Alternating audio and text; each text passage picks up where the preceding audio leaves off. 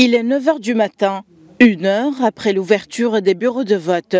Les électeurs ont commencé à arriver au compte-gouttes dans ce bureau de l'école primaire de l'Ariana, l'une des villes les plus importantes de la périphérie de Tunis. Dans la situation dans laquelle nous nous trouvons, ces élections sont importantes. Par conséquent, si Dieu le veut, le candidat que j'ai choisi sera au niveau requis. Je suis venu parce que j'ai confiance en lui et je suis sûr qu'il transmettra nos revendications aux autorités. Les élections sont un devoir national et remplir ce devoir est nécessaire pour que nous puissions exiger des améliorations dans nos municipalités. Le deuxième tour des élections locales concerne 1558 candidats au statut de membre à 224 conseils locaux. Des élections qui concernent également plus de 4 millions d'électeurs.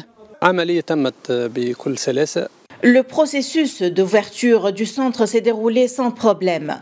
6 809 personnes sont appelées à voter dans ce centre. La participation est modeste. Comme vous voyez, les unités de sécurité sont présentes. Je crois que la participation augmentera au fil des heures.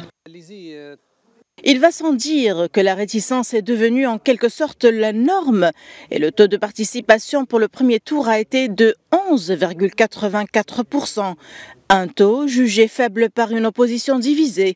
Le président du LISI, Fallour Bouaskal, était catégorique. Les partis politiques ont tenté de faire avorter le processus électoral.